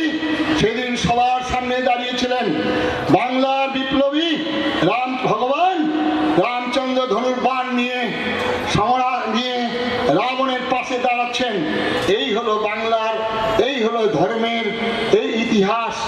আমরা মহাপ্রভুর কাছ থেকে এ শিক্ষা লাভ করার প্রয়োজনীয়তা আজকে বাঙালি এসে দাঁড়িয়েছে সম্মুখে। এরপরেই আমরা মহাপ্রভুর পরে আমরা রবীন্দ্রনাথের কথা কথায় কথায় বলি। রবীন্দ্রনাথের অনেক গান আমাদের মুখস্থ আছে। রবীন্দ্রনাথ দিবে আর নিবে, মিলাবে আর মিলিবে, যাবে না ফিরে। এই রবীন্দ্রনাথ এক দেহে ওই মোগল পাঠান এই মোগল পাঠান লীন হয়নি। এই রবীন্দ্রনাথ দিবে আর নিবে, মিলাবে আর মিলিবে। এই রবীন্দ্রনাথ হে মোর চিত্ত পূর্ণ তীর্থ জাগরে ধীরে, এই ভারতের মহামানবের সাগর তীরে হেথায় দাঁড়ায় দু বাহু বাড়ায় নমি নম দেবতার কথা বলেছিলেন। কিন্তু এই রবীন্দ্রনাথ জানেন, এই রবীন্দ্রনাথ কবিতা লিখছেন যখন তখন বিবেকানন্দের আমার ভারত বইখানা একবার খুলে দেখবেন। এমন সেদিন বাংলার প্রতিটি ঘরে ঘরে সেই ধ্বনি নিয়ে বাংলার মা বোনের হৃদয়ে কেঁপে উঠেছিল আল্লাহু আকবার নরে তাকবীরের ধ্বনিতে। এমন এক রাত্রি উদযাপন হয়নি, মায়ের মা বোনদের ভয়ে কম্পিত হয়েছিল তাদের হৃদয়। এমন কথা বলছেন রবীন্দ্রনাথ, বিবেকানন্দ। আর সেই রবীন্দ্রনাথ তখন তিনি কবিতা লিখছেন যখন আমাদের দেশের তদানীন্তনকালে রাজনৈতিক নেতৃবর্গ ওই বন্দে মাতরমের যে সঙ্গীত তার রচয়িতা আমার হচ্ছেন ঋষি বঙ্কিমচন্দ্র আমার বাঙালি। সেই বন্দে মাতরমের সঙ্গীতের মূর্ছনায় আর সমুদ্র হিমাচল তাতুই তাতুই তালে নেচে উঠছে। আর সমুদ্র হিমাচল কন্যাকুমারী থেকে কাশ্মীর, কাশ্মীর থেকে কামাখ্যা। এই বন্দে মাতরমে বাংলা মায়ের দামাল সন্তানরা যে আন্দামানের স্মৃতিকে আবার জাগিয়ে তুলছিল। এই বন্দে মাতরমের ঋষি বঙ্কিমচন্দ্র সেই বন্দে মাতরমের ধ্বনিকে আমাদের এক শ্রেণীর মানুষ তারা বললেন বন্দে মাতরম, বাহুতে মা শক্তি, হৃদয়ে মা ভক্তি, মন্দিরে মন্দিরে তোমার মূর্তি করি। এই পন্থীগুলোকে বাদ দেওয়ার জন্য আবেদন করলেন। তদানীন্তনকালের নেতৃবৃন্দ এই বন্দে মাতরমকে ছেদন করলেন শুধুমাত্র একটি রাজনৈতিক দলে একদল সম্প্রদায়কে তোষণ করার জন্য। সেই দিন কেঁদে উঠেছিলেন ওই আমার অরবিন্দের আত্মা, কেঁদে উঠেছিলেন বিবেকানন্দের আত্মা, কেঁদেছিলেন আচার্য স্বামী প্রণবানন্দজি মহারাজ। দেশটা ভৌগোলিক ভাগ হয়নি, ভাগ হয়ে গেল সেদিন 1937 সালে এই আমাদের অন্ধ নেতাদের তোষণের জন্য। আরে বলতে পারলেন না সেদিন দেশ মে রহনে হোগা তো বন্দে মাতরম কেনে হোগা, এই কথাটা তারা বলতে পারলেন না। দেশ বিভাজন হয়ে গেল। শ্রী বঙ্কিমচন্দ্রের বন্দে মাতরম। তারপরে রবীন্দ্রনাথ কবিতা লিখছেন। কবিতাটা বাংলার পাঠশালে বাংলার ঘরের ভাই বোনদেরকে নিয়ে, বাংলার আকাশ বাতাস, বাংলার ফল জলকে নিয়ে সুন্দর কবিতা করে বাংলার সমস্ত মানুষকে ডেকেছিলেন, রাস্তায় বের করেছিলেন। তখনও কিন্তু সংখ্যানুপাতে ওই সম্প্রদায়ের মানুষ বেশি যোগদান করেননি। 1906 সালে লীগ প্রতিষ্ঠা হয়েছিল। তারপর 1916 সাল, 1932 সালে ভয়াবহ আকার ধারণ করলো। ভয়াবহ আকার ধারণ করলো যখন, তখন এই গান্ধীজি কবিতা লিখছেন। কবিতাটা লিখছেন কি, নাগিনীরা চারিদিকে ফেলিছে বিষাক্ত নিঃশ্বাস, শান্তির ললিত বাণী শোনাইবে ব্যর্থ পরিহাস। কবিতাটা লিখলেন। এই কবিতাটা দানবের সাথে সংগ্রামের তরে প্রস্তুত হতে হবে ঘরে ঘরে। আজকে আপনারা চিন্তা করবেন রবীন্দ্রনাথ কি বলতে চেয়েছিলেন। সমাজদারকে নিয়ে ইশারা কাফি, কে দানব, কার জন্য সংগ্রাম করবেন, কি নিয়ে প্রস্তুত হবেন, আজকে নতুন করে এ ভাবনার সময় এসে গেছে। রবীন্দ্রনাথের পরেই আমরা আসবো বঙ্কিমচন্দ্র, আমাদের বিবেকানন্দ। বিবেকানন্দের বাণী আপনারা সবাই মুখস্থ করেছেন। বিবেকানন্দের বাণী, আজকে তো নরেন্দ্রনাথ দত্ত কার নাম ছিল এই উত্তরটা জানার জন্য অনেকক্ষণ অপেক্ষা করতে হয়েছিল। বাপের নাম কি বিশ্বনাথ দত্ত বলতে গেলেও অনেকক্ষণ অপেক্ষা করতে হয়েছিল আজকে দীক্ষামন্ত্রে। এই তো আমাদের বাঙালি। সেদিন বিবেকানন্দ, যে বিবেকানন্দের বাণী আমরা শুনেছি, মুখস্থ করেছি, খালি একটি কথা, বহু রূপের সম্মুখে তোমার ছাড়ি কোথা খুঁজেছি ঈশ্বর, জীবে প্রেম করে যেইজন সেইজন সেবিছে ঈশ্বর। তো বিবেকানন্দ জাহাজে চেপে যাচ্ছিলেন, পাদ্রী সাহেব হিন্দু ধর্ম সম্পর্কে নিন্দা করছেন। তো বিবেকানন্দ করজোরে বললেন, আমার সর্বধর্মের জননী স্বরূপা সনাতন হিন্দু ধর্ম, আমার কোটি কোটি হিন্দু নরনারীর পক্ষ থেকে আপনাদের যে অভিনন্দন জ্ঞাপন, আমি নিজেকে হিন্দু বলতে গর্ব অনুভব করি। এই কথাগুলো বলছিলেন চিকাগো শহরের ছাত্রছাত্রী গিয়ে। তো এই বিবেকানন্দ সেই দিন সাহেব নিন্দা করছেন। বিবেকানন্দ হাত জোর করে বলছেন, আমার ধর্মের উদারতা, আমার ধর্মের মহানতা, আমার ধর্মের বিশ্বজনীন আদর্শ তুমি কিছুই জানো না, কেন তুমি শুধু শুধু আমার ধর্মের নিন্দা করছো। তাহলে বিবেকানন্দ জামার আস্তিনটা গুটালেন, গুটিয়ে তার সামনে বজ্র মুষ্টি ধরলেন, বলছেন, if you want what more you want the sea, তুমি আরেকটি বার আমার জননী স্বরূপা ধর্ম সম্পর্কে নিন্দা করো, তাই এক ঘুষিতে তোমাকে সমুদ্র জাত করবো। তাহলে বিবেকানন্দ বলতেই পারতেন, পাগলে কিনা বলে ছাগলে কিনা খায়। বিবেকানন্দ বলতেই পারতেন, যত মত তত পথ। বিবেকানন্দ বলতেই পারতেন, হাতি চলে বাজার মে কুত্তা ভুকে লাখো মে, হয় না। বিবেকানন্দ তখন তার বজ্র মুষ্টি ধরে বলছেন, if you want what more you want the sea, তুমি যে আরেকটি বার আমার ধর্ম সম্পর্কে নিন্দা করো, এক ঘুষিতে তোমাকে সমুদ্রজাত করব। বন্ধুগণ, এই বিবেকানন্দকে ঘরে ঘরে আজকে স্মরণ করার সময় এসে গেছে। টলারেশন অনেক হয়ে গেছে। হিন্দুজি must be aggressive but little fanatic. তাই বিবেকানন্দ বলেছেন, I am proud call myself Hindu, আমি নিজেকে হিন্দু বলতে গর্ব অনুভব করি। এই বিবেকানন্দকে প্রণাম জানান, এই বিবেকানন্দের বাণীকে ঘরে ঘরে পৌঁছে দিন।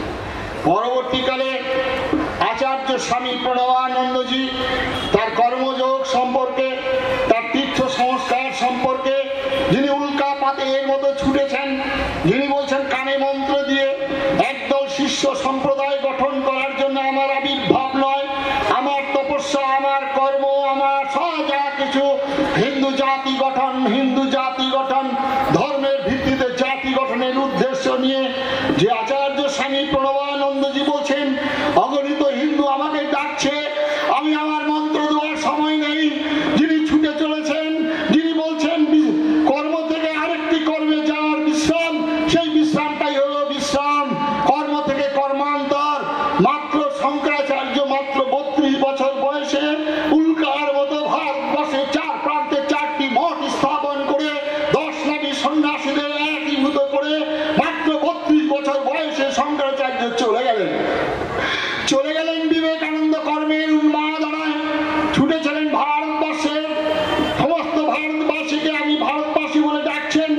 বিবেকানন্দ বলছেন, তোমায় না ভুলিও না তুমি নারী জাতির আদর্শ সীতা সাবিত্রী দময়ন্তী, ভুলিও না তোমার উপাস্য সর্বত্যাগী শঙ্কর মহারাজ, তোমার জন্ম হইতেই মায়ের জন্য বলি প্রদত্ত, তোমার বিবাহ ইন্দ্রিয় সুখ সম্ভোগের জন্য নয়। এই বিবেকানন্দ বলছেন, তোমার সামনে জাগ্রত একমাত্র ভারত মাতা, অন্যান্য দেব দেবীগুলো ঘুমিয়ে আছে। ভারতের কল্যাণ আমার কল্যাণ, ভারতের সমাজ আমার শিশুসজ্জা, যৌবনের উপবন বার্ধক্যের বারাণসী, ভারতের মৃত্তিকা আমার স্বর্গ, ভারতের দেব দেবী আমার ঈশ্বর। বলছেন, গৌরীনাথ, তুমি আমাকে মনুষ্যত্ব দাও, আমাকে মানুষ করো, আমাকে মানুষ করো, আমাকে মানুষ করো। এ হলো বিবেকানন্দকে আমরা কোথায় নিয়ে গেলাম। তাই আচার্য স্বামী প্রণবানন্দজি তার মৃত্যু কয়েক বছর পরেই, তার আবির্ভাব মৃত্যুর কয়েক বছর আগে, আর তিনি এসে বিবেকানন্দ যে বাণী দিয়ে গিয়েছিলেন, আচার্য স্বামী প্রণবানন্দ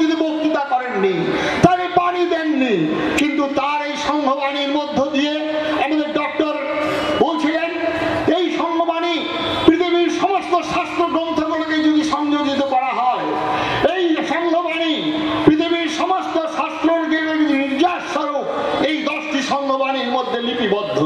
তাই আজ স্বামী জ্ঞানে আমার আচার্য স্বামী প্রণবানন্দজি মহারাজ তিনি হলেন অন্নের, তিনি অন্নপূর্ণা মা স্বয়ং অন্নদাতা, প্রেমে চৈতন্য মহাপ্রভু, আবার ওই মর্যাদায় ভগবান রামচন্দ্র, আর সংগঠনে ভগবান শ্রীকৃষ্ণ, যিনি সমস্ত ভারতকে একতাবদ্ধ করেছিলেন। ওই হিড়ম্বাকে বিয়ে দিয়ে, ওই নাগাল্যান্ড, ওই উলুপিকে বিয়ে দিয়ে, ওই আমাদের মণিপুর কাশ্যপখণ্ডকে বিয়ে দিয়ে, কাশ্মীর, সমস্ত ভারতকে একতাবদ্ধ করেছিলেন রাজন্য বৃন্দকে নিয়ে। কুরুক্ষেত্রের মাঠে ভগবান প্রণবানন্দজি মহারাজ সেই কাজটি করে গেলেন যে আশ্রম প্রতিষ্ঠা করে ভারত সেবাশ্রম সংঘ নামকরণের মধ্য দিয়ে ব্যাখ্যা করছেন মাস্টারমশাই। কেন ভারত, কেন ভারতবর্ষ? ভারত প্রতিভারত, জ্যোতির্ধ্যানেরত ভারত, ভারতবর্ষের সভ্যতা, ভারতবর্ষের সংস্কৃতি, ভারতবর্ষের ইতিহাসকে পুনঃপ্রতিষ্ঠা করার উদ্দেশ্য নিয়ে তিনি ভারত কথাটি যুক্ত করেছিলেন। তারপরে সেবা, সেবা বলতে যাওয়া অন্যায়। যখনই মহামারী, দুর্ভিক্ষ, কাতর নারী আর্তনাদ, ভূমিকম্প, সেখানে সংঘের সন্ন্যাসীরা দাঁড়ে দাঁড়ে ভিক্ষালব্ধ অর্থ নিয়ে মানুষের সেবা করেন। জাতি, ধর্ম, বর্ণ নির্বিশেষে সবার উপরে মানুষ সত্য, তার উপরে নয়, সোনারে মানুষ ভাই, এই প্রেরণা নিয়ে সেবা প্রতিষ্ঠা করলেন। আশ্রম ভারতবর্ষ ভুলে গেছে বহুদিন আশ্রমের কথা, যে আশ্রমের কথা আমরা মনে করি ধম সুরভিত, বেদ মন্ত্র মুখরিত, সাঙ্গান নিনাদিত, সেই আশ্রমের কথা আমরা মনে করি। কিন্তু আচার্য স্বামী প্রণবানন্দজি মহারাজ আমাদের জীবনটাকে চারটে আশ্রম, সেই আশ্রম ভাগ করে আশ্রম কথাটি যুক্ত করলেন, স্মরণ করিয়ে দিয়ে দিলেন হিন্দু তোমার জীবনটা আশ্রম ভিত্তিক, তোমার জীবনটা ঈশ্বর নির্দিষ্ট, ব্রহ্মচর্য আশ্রম, গারস্থ, বানপ্রস্থ, সন্ন্যাস। তারপরে বললেন তিনি আশ্রমের পরেই তিনি সংঘ কথাটি যুক্ত করলেন, যে চৈতন্য মহাপ্রভু সংঘ শক্তি কলৌ যুগে আমরা বাঙালি, আমরা কীর্তনে কীর্তনে মাতোয়ারা করলাম, আমরা একবারও সেই বাণীটাকে স্মরণ করলাম না। তিনি যে বলেছেন সংঘ শক্তি কলৌ যুগে, আর সেই সংঘ প্রতিষ্ঠা, সেই সংগঠন যারা করে গেছেন রামচন্দ্র, যে সংগঠন করে গেছেন ভগবান কৃষ্ণ, সেই সংগঠনের রূপ দান করলেন বাস্তব আচার্য স্বামী প্রণবানন্দজি সংঘের মধ্য দিয়ে। তাই ভারত সেবাশ্রম সংঘ তিনি তৈরি করলেন, যে সংঘ থেকে, যে ভারত কথাটি থেকে ভুলিয়ে দেওয়ার জন্য আমাদের ওই গান্ধীজি, ওই আমাদের জওহরলাল নেহেরু, তিনি তিনটি আমদানি করেছিলেন। মেকলেবাদী ঐতিহাসিক আর একদল আমদানি করলেন, আমাদের মার্ক্সবাদী ঐতিহাসিক আর একদল হচ্ছে মক্কাবাদী ঐতিহাসিক। তাদেরকে দিয়ে লেখানো হলো যে ভারতবর্ষ কোনোদিন আর্য ছিল না, আমরা অনার্য ছিলাম। ওই গিরিপথ থেকে এসে আমাদেরকে আর্যত্ব দীক্ষিত করেছেন। কত বড় ভুল! এখানেই সর্বনাশ হলো যে আমাদের ভারতবর্ষের প্রধানমন্ত্রী এই জওহরলাল নেহেরু, তিনি আমাদের সর্বনাশ করলেন। সেই দিন ওই কলকাতার দিল্লিতে লাল কেল্লাতে লাল কার্পেট ধরে লেডি মাউন্ট ব্যাটেনের হাত ধরে তিনি হাসতে হাসতে উঠছেন। সেখানে গিয়ে 1 ঘন্টা 45 মিনিট বক্তব্য রেখেছেন। একবারও বাংলার কথা, হতভাগ্য বাঙালির কথা, 14 পুরুষ পিঠেবাটি ছিঁড়ে আসা আমার মা ভাই বোনদের কথা একবারও উচ্চারণ করেননি এই ভণ্ড, এই জওহরলাল নেহেরু, যিনি সর্বনাশ করেছেন ভারতবর্ষের। আর সেই তিনি সর্বনাশের মূলে যে আঘাত, আমরা সেটা কিছুতেই বুঝতে পারলাম না। যিনি বললেন আমি শিক্ষায় হলাম, আমি ইংরেজ, আর কালচার বাই ইসলাম, আর অ্যাক্সিডেন্ট বাই বাট হিন্দু, এখানেই সর্বনাশ হয়ে গেল। কারণ এই ভারতবর্ষে জন্মগ্রহণ করার জন্য স্বয়ং দেবতারা প্রার্থনা করতেন, গায়ন্তি দেবা গীত কিলকানি। এই ভারতবর্ষে জন্মগ্রহণ করার জন্য ভগবান প্রার্থনা করছেন। পৃথিবীর কোথাও জন্মগ্রহণ করেছেন ঈশ্বরের পুত্র, কোথাও বা জন্মগ্রহণ করছেন পয়গম্বর, কিন্তু স্বয়ং ভগবান যুগে যুগে ভারতবর্ষের এই পুণ্যভূমিতে জন্মগ্রহণ করেছেন, যে গীতায় প্রতিশ্রুতিবদ্ধ। আর সেই পুণ্যভূমি ভারতবর্ষের ইতিহাসকে পাল্টে দেওয়া হলো। তাই আচার্য স্বামী প্রণবানন্দজি মহারাজ তার এই কর্ম জীবন নিয়ে হিন্দু মিলন মন্দির আন্দোলন বলছিলেন মাস্টারমশাই। সেখানে বাংলার এই দুর্দিনে বাঙালি হিন্দু বাঙালির দুর্দিনে ডাকলেন শ্যামাপ্রসাদ মুখার্জি। আর শ্যামাপ্রসাদ মুখার্জির কথা বললেই তো মহারাজজি আপনি খুব ঘুরিয়ে ফিরিয়ে এমন জায়গায় নিয়ে যাচ্ছেন। হ্যাঁ, শ্যামাপ্রসাদ মুখার্জির কথা বলতে গেলেই চলে আসবে রাজনীতির কথা। আর এই মূর্খ রাজনীতির কথা বলেন যে মহারাজ আপনি রাজনীতির কথা বলছেন। আরে রাজনীতি শব্দের অর্থটা শ্রেষ্ঠ নীতি, রাজ কথাটা রং, আর নীতি যখন যোগ হয়েছে তখন সেখানে থাকবে ধর্ম। সুতরাং আমাদের হিরণমহেন্দ্র স্বামীজি বলতেন নচ রাজ্যং নচ রাজা, যখন রাজ্য ছিল না রাজা ছিল না, নচ দণ্ডং নচ দান্ডিক, তখন কাকে কে রক্ষা করতেন? ধর্ম পরস্পরকে রক্ষা করতেন।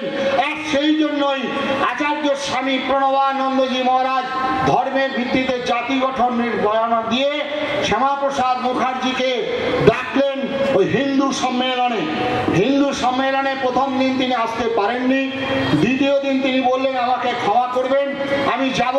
ওই বেনারসে গিয়ে অষ্টমীর মহারাত্রিতে দেবী দুর্গার সঙ্গে থেকে শক্তি মন্ত্রে দীক্ষিত হলেন আচার্যদেবের কাছে। আচার্য প্রণবানন্দজি মহারাজ তার সন্ন্যাসী মণ্ডলীকে হিন্দু সম্মেলনে দাঁড়িয়ে বললেন আমি বাংলার হিন্দুর রক্ষা করতে যাবে, আমি ডক্টর শ্যামাপ্রসাদ মুখার্জিকে দাঁড় করিয়ে দিলাম। আজকে আপনারা বাঙালি, যে বাঙালি কথা বললাম নেতাজি, আর একজন বাঙালি শ্যামাপ্রসাদ মুখার্জি। এই শ্যামাপ্রসাদ মুখার্জি যেভাবে ওই ফাটাকে নিয়ে গোপাল পাঠাকে নিয়ে প্রতিরোধ করে তুলেছিলেন কলকাতার বুকে, এই শ্যামাপ্রসাদ মুখার্জি যখন পাবনায় গিয়েছিলেন বক্তব্য রাখছিলেন, আমার বাঙালিরা তারা বলছেন আমরা খুব ভালো ছিলাম, যেমন বালুরঘাটবাসী আপনারা খুব ভালো আছেন, কত সব চাকরি বাকরি ভরপুর। আর কার্তিক মহারাজ এসে তিনি একটা এমন উত্তেজিত করে দিলেন আমাদেরকে। শ্যামাপ্রসাদ মুখার্জিকে সেই দিন ঢিল ছুঁড়েছিল, আমরা তো খুব ভালোই আছি এখানে। শ্যামাপ্রসাদ মুখার্জি দুঃখ করে বলেছিলেন, শ্যামাপ্রসাদ মুখার্জি যা বলে গেল এক কদিনের মধ্যেই 2-3 বছরের মধ্যেই আপনারা প্রমাণ পাবেন, পালিয়ে যেতে হয়েছিল। এই শ্যামাপ্রসাদ মুখার্জি যখন এক বিধান, এক মিশন, এক প্রধানের বার্তা নিয়ে যাচ্ছেন কাশ্মীর, সেই কাশ্মীরে কিভাবে তাকে হত্যা করা হয়েছিল কিছুটা আপনারা হয়তো অনেকে জানেন। এই শ্যামাপ্রসাদ মুখার্জিকে আমরা সাম্প্রদায়িক বলেছিলাম। যে শ্যামাপ্রসাদ মুখার্জির ওই যখন মৃত্যুদেহ এলো কলকাতার বুকে, তার মা কেঁদে কেঁদে বলছেন ওরে ওরে প্রফুল্ল, ওরে ওরে বিধান, তোরা থাকতে আমার সেবার মৃত্যু অকল্পনীয়। আর সেই শ্যামাপ্রসাদ মুখার্জিকে আমরা সাম্প্রদায়িক বলেছিলাম। আমরা বাঙালি, যে শ্যামাপ্রসাদ মুখার্জির জন্য আজকে আরএসপি, যে শ্যামাপ্রসাদ মুখার্জির জন্য আজকে সিপিএম, যে শ্যামাপ্রসাদ মুখার্জির জন্য আজকে কংগ্রেস, যে শ্যামাপ্রসাদ মুখার্জির জন্য আজকে ঘাসফুল, যে শ্যামাপ্রসাদ মুখার্জির জন্য আজকে পদ্মফুল, তাকেও আমরা সাম্প্রদায়িক রঙে রঙায়িত করলাম। দুর্ভাগ্য বাঙালি, পাপ বাপকে ছাড়বে না, পাপ। আচার্য স্বামী প্রণবানন্দজি মহারাজ কেঁদেছিলেন যে বাঙালি হিন্দু বাঙালি আমার কথা শুনল না। মাত্র 44 বছর বয়স, একজন 32, একজন 39, আর একজন মাত্র 44 বছর কয়েক মাস। তিনি বললেন আমি দেখছি দিব্য দৃষ্টিতে, দেখছি বাঙালিগুলো মরে আছে, তারপরে শিয়াল, কুকুর, শকুন, কাক, চিল ছিঁড়ে ছিঁড়ে খাচ্ছে। আর এই কলকাতার বুকে তারই মৃত্যুর পর গ্রেট ক্লিন ক্যালকাটা প্রখ্যাত ঐতিহাসিক রমেশচন্দ্র মজুমদার খুব দুঃখ করে লিখেছিলেন যে আমরা ঐতিহাসিকরা প্রণবানন্দের পাশে দাঁড়াইনি। আমরা যদি দাঁড়াতাম, আমরা যদি লেখনী লিখতাম, তাহলে বাংলার এই দুর্দিন, বাঙালি হিন্দু জাতির এই দুর্দিন হতো না। তিনি লিখছেন তার স্মরণ সভায়। আজকে আমরা বাঙালি, আজকে রাজনীতির সঙ্গে কোনো সম্পর্ক নেই ভাই।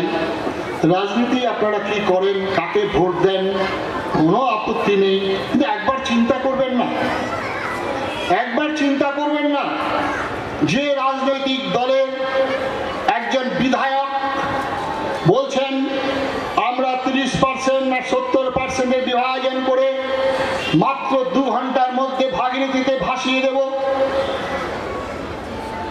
যে রাজনৈতিক দলের একজন মন্ত্রী যিনি সংবিধান নিয়ে শপথ গ্রহণ করেছেন, যিনি বাংলার 1 নম্বর নাগরিক, কলকাতার, তিনি ইসলামের দাওয়াতি দিচ্ছেন। তিনি বলছেন ইসলাম ধর্মের যারা অন্য ধর্মে জন্ম করেছেন দুর্ভাগা। তিনি বলছেন আল্লাহর মেহেরবানি, আল্লাহর কৃপায় আমরা সংগঠিত হয়ে, আমরা সংখ্যা বর্ধন করে আমরা আবার বাংলাকে শাসন করব। সেই দলের যারা হিন্দু আছেন তারা কি একবারও বলবেন না কেন তাকে সাসপেন্ড করা হলো না, কেন তাকে বহিষ্কার করা হলো না, কেন তাকে শোকজ করা হলো না? আপনারা বাঙালি, আপনারা ভোট দেবেন, একবারে চিন্তা করবেন না। আজকে শিক্ষা দপ্তর, আজকে খাদ্য দপ্তর, আজকে স্বাস্থ্য দপ্তর কোথায় গিয়ে দাঁড়িয়েছে একবারও বলবেন না? যারা চোখ থাকতে দেখতে পায় না তাদেরকে অন্ধ বলে, যারা কান থাকে শোনে না তাদেরকে কালা বলে, আর যারা মুখ থাকতে বলতে পারে না তাদেরকে বোবা বলে। সত্যের জন্য সবকিছু ত্যাগ করা যায়, কিন্তু অন্য কিছুর জন্য সত্যকে ত্যাগ করা যায় না। তাই বন্ধুগণ, rope is hanging over my head, death is knocking at my door, মৃত্যু আবার নিশ্চিত হবে, কিন্তু আজকে সত্য কথা বলার সময় হয়তো আর পাবেন না। তাই বালুরঘাট বাসী, তাই বাঙালি বাসী আগামী মাত্র কয়েকটি দিন, হয়তো কয়েকটা বয়স, কয়েকটা বছর অপেক্ষা, তারপরে কি অবস্থা হবে একবার কল্পনা করতে পারছেন না? বাংলাদেশের মূর্তি ভাঙা, বাংলাদেশের নারী হরণ, বাংলাদেশের দুর্গাপূজা। আজকে আমাদের পশ্চিমবঙ্গের বুকে আজকে দুর্গাপূজা বন্ধ হয়েছে, দুর্গাপূজার প্যান্ডেলে বাইক বন্ধ করে দিয়েছে, দুর্গাপূজার মূর্তি ভাঙা হয়েছে। পশ্চিমবঙ্গের বুকে বেলডাঙ্গায় সেখানে লড়াই করে সেখানে একটি নাম নিয়ে কিভাবে সেখানে দিনের পর দিন লুটপাট ভাঙচুর হয়ে গেল মানবমারা। আমরা যখন আমাদের ফিরাদ হাকিম বলছি, আমাদের মকবুল হিদাব হোসেন, আমাদের সরস্বতীকে নিয়ে, আমাদের মা কালীকে নিয়ে ন্যাক্কারজনক উলঙ্গ ছবি যখন আঁকে, তখন আমাদের বাঙালি, আমি কার্তিক মহারাজ ওই শহীদ মিনারে দাঁড়িয়ে প্রতিবাদ সভা করেছিলাম। আমাদের পশ্চিমবঙ্গের ওই বামপন্থীরা, ওই মার্ক্সবাদীরা, ওই কমিউনিস্ট দলরা, তারা বলে এটা শিল্পীর শিল্পকার্য। এসো মকবুল ফিদা হোসেন, পশ্চিমবঙ্গে তোমার স্বাধীনতা, এসো। আরে মূর্খ, তোমার যদি মা ভাই বোনের এরকম উলঙ্গ চিত্র আঁকে, তুমি কি বলবো এটা শিল্পীর শিল্পকার্য? তবুও আমরা ভেবেছিলাম আমার রামচন্দ্র সম্পর্কে তোমরা যতই সমালোচনা করো, আমাদের কৃষ্ণ সম্পর্কে যতই সমালোচনা করো, বিবেকানন্দ বলছেন যতদিন ভারতবর্ষের মানুষ ঈশ্বর অনুসন্ধানে রত থাকবে ততদিন ভারতবর্ষ জীবিত থাকবে। এই ভারতবর্ষে যতদিন একজন সনাতন হিন্দু থাকবে, তাদের হৃদয়ে রাম সীতা পূজিত হবেন। পৃথিবীর কোনো শক্তি নেই, কোনো মৌলবী ফাদার মাদার সিস্টার ব্রাদার্সের ক্ষমতা নেই সেই হৃদয় থেকে রামচন্দ্রকে মুছে দেওয়া, সেই হৃদয় থেকে কৃষ্ণকে মুছে দেওয়া কোনো শক্তি নেই, বলছেন স্বামী বিবেকানন্দ। কিন্তু তিনি বলেছিলেন, তার আগের কথাটা হচ্ছে ঈশ্বর অনুসন্ধানে যতদিন রত থাকবে ভারতবর্ষ আবার জাগবে, আবার উঠবে, আবার চৈতন্য শক্তি লইয়া ভারতবর্ষ জাগবে, গৈরিক বেশ সহে ভারতবর্ষ জাগবে। আজকে যেসব স্বাধীনতা সংগ্রামীরা ভারত মায়ের শৃঙ্খল মোচনের জন্য ফাঁসি কাষ্ঠকে চুম্বন করেছিলেন, 80 অলক্ষে দাঁড়িয়ে তারা কাঁদছেন। এমনতর স্বাধীনতার জন্য তো আমরা ফাঁসি কাষ্ঠ চুম্বন করিনি, এমনতর স্বাধীনতার জন্য আমরা মরি দেখেছিলাম বলো বলো সবে শতদিনে বেণু রবে, ভারত আমার জগৎ সবার শ্রেষ্ঠ আসল রবে, ধর্মে মহান হবে কর্মে মহান হবে। আমরা তো ভাবলাম যে দেশটা ভাগ হয়ে গেল, তাহলে তো আমরা শান্তিপূর্ণ ভাবে থাকবো। আমাদের পদলে অহংকারী বিশ্বাসঘাতক বাঙালি তদানীন্তনকালে রাজন্য বৃন্দ আজকে পাঞ্জাব তারা এক্সচেঞ্জ অফ পপুলেশন করে নিল, আর আমাদের পদলে অহংকার জাতি আমরা বাঙালি আমরা এক্সচেঞ্জ অফ পপুলেশন করলাম না। তার ফলে আজকে কি অবস্থা? আজকে 20 বছর 2 দশক রাজত্ব করেছেন কংগ্রেস, আজকে 34 বছর রাজত্ব করেছেন সিপিএম, আর এই দলটিও রাজত্ব করছে প্রায় 11 না কত বছর, 13 বছর। আর আজকে সেই দলের লোক বলছেন মুর্শিদাবাদ দিনাজপুর বাংলা পাকিস্তান হয়ে যাবে। তোমরা 2 হাত ভরে তোমরা আধার কার্ড দিয়েছো, তোমরা রেশন কার্ড দিয়েছো, ভোটার লালু কোথায়? তোমরা তাদেরকে কোন জায়গায় নিয়ে গেছো? আজকে নজরুলের কথা দিয়েই শেষ করব। নজরুল কত বড় দূরদর্শী ছিলেন, কত বড় তিনি ভবিষ্যৎ দ্রষ্টা ছিলেন, যার কবিতার মধ্য দিয়ে তিনি বললেন যে হে পার্থ সারথি বাজাও বাজাও তব পাঞ্চজন্য শঙ্খ, ধনুকেরই টঙ্কার হানো হানো, গীতার মন্ত্রে জীবন দানো। তিনি তো বলতেই পারতেন ফিরাদ হাকিম, তাই তো বলতেন ইসলামের দাওয়াতি দিতে পারতেন, তিনি তো কোরআনের কথা বলতে পারতেন, তিনি তো বাইবেলের কথা বলতে পারতেন। না না বন্ধু, শ্রীমদ ভাগবত গীতা। এবং তিনি বললেন নয়নের মণি আখ্যায়িত করলেন, একই বৃন্তে 2টি কুসুম নয়নের মণি, আর বললেন প্রাণ বললেন হিন্দু, নয়নের মণি মুসলমান আর প্রাণ বললেন হিন্দু। আপনারা যারা শিক্ষিত মানুষ আছেন একবার এটাকে বিশ্লেষণ করুন, ভাবার্থ অনুধাবন করার চেষ্টা করুন। নয়নের মণি বন্ধুগণ যদি এক চলে যায় তাহলে নয়নের মণি আমদানি করা যাবে, কিন্তু যদি একবার মানুষের প্রাণ চলে যায় তাহলে প্রাণ আমদানি করা যায় না। তাই ভারতবর্ষের প্রাণ হচ্ছে হিন্দু, যদি হিন্দু না থাকে তাহলে ভারতবর্ষ থাকবে না, আর যদি ভারতবর্ষ না থাকে তাহলে পৃথিবীর ওই ডিকশনারি থেকে ক্ষমা দয়া ভালোবাসার কথা লেখা থাকবে না। ভারতবর্ষ না থাকলে তোমার কীর্তন থাকবে না, ভারতবর্ষ না থাকলে তোমার আশ্রম থাকবে না, ভারতবর্ষ না থাকলে তোমার মঠ মন্দির সাধু সন্ন্যাসী কোথায় থাকবে তোমরা? সুতরাং ভারতবর্ষের প্রাণ হচ্ছে হিন্দু। তাই স্বামী বিবেকানন্দ বলেছিলেন I am proud call myself Hindu. তাই আচার্য স্বামী প্রণবানন্দজি মহারাজ হিন্দু মিলন মন্দির, হিন্দু রক্ষী দল উল্কার মতো ছুটেছিলেন, হিন্দু হিন্দু বলে ডাক দেবো আমি, আমি হিন্দু হিন্দু বলে নাম জমাবো। তাই ভারত সেবাশ্রম সংঘের সন্ন্যাসী মন্ডলী সেই কাজকে রূপান্তরিত বাস্তবে রূপায়িত করার জন্য আজকে ভারতবর্ষের এক প্রান্ত থেকে আর এক প্রান্ত ছুটে চলেছেন। কিছুক্ষণ আগে আমার এক স্বামীজি বলছিলেন না খেতে পাওয়া কুকুরের মতো যে কুকুরগুলি আলসেশিয়ান আপনাদের বাড়িতে পোষা থাকে ইন বিটুইন পলিটিশিয়ান, আর সেই কুকুরগুলি মশারির তলে ঘুমোয়, লভ্য চস্য খায়, আর যখন বাড়িতে ডাকাত আসে সেই কুকুরগুলো ঘুমোয়। আর আপনাদের ফেলে দেওয়া 2 মুঠো অন্ন খেয়ে ওই না খেতে পাওয়া কুকুরগুলো যখন আমাদের পর বাড়িতে চোর আসে ডাকাত আসে, এই না খেতে পাওয়া কুকুরগুলো ঘেউ ঘেউ করে চিৎকার করে বলে ওরে ওরে তোমরা একটু জাগো। আর ওই বড় লোকের বাড়ির কুত্তাগুলো ভাবে এই কুকুরগুলো আমাদের ঘুমের ডাকাত করছে, মারো এদেরকে। আবার গৈরিক কাপড় আপনাদের দেওয়া, আজকে আপনাদের মঠ মন্দির আপনাদের দেওয়া, আজকে হিন্দু সমাজ বিপন্ন, আজকে হিন্দু বাঙালি বিপন্ন, আজকে হিন্দু বাঙালির সর্বনাশ।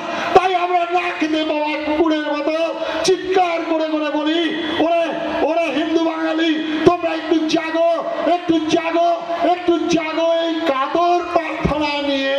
তাই তো ওই আমার লীলা মজুমদারের একটা কথা হেডমাস্টার মশাই আপনি বলতে পারবেন, আমরা পড়েছিলাম ক্লাস 7-এ যে বন থেকে জানোয়ার তুলে আনা যায়, জানোয়ারের মন থেকে বন তুলে ফেলা যায় না বন্ধুগণ।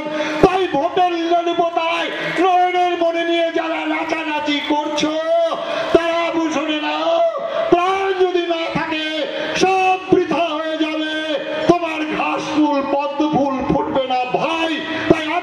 স্বামী প্রণবানন্দজি মহারাজ তাই হিন্দু সম্মেলন, তাই হিন্দু সংগঠন, তাই হিন্দু হিন্দু নামে ডাক দেওয়ার কাতর আহ্বান জানিয়েছিলেন। তাই বাঙালি হিন্দু আজকে পূর্ববঙ্গে বাংলাদেশের যে অত্যাচার, একজন চিন্ময় প্রভু দাস যিনি একজন নিরামিষ ভোজী, একজন বৈষ্ণব, তিনি সমস্ত বাংলাদেশের ওই জাত পাত ভুলিয়ে ওই সাধু সন্ন্যাসী মঠ মন্দিরকে একটা কমন প্ল্যাটফর্মে এনেছেন। তাই তাকে গ্রেপ্তার করা হলো। এমন একটা জাতি, এমন একটা ধর্মের অনুগামী, তাকে যারা খাদ্য দিবেন, তাকে যারা ঔষধ দেবেন, তাদেরকেও গ্রেপ্তার করা হয়। তাদেরকে যারা আইনি সাহায্য করবেন, তাদেরকেও হুমকি দিয়ে মেরে যে হাসপাতালে পাঠানো হয়। আপনারা এখানে বসে বলবেন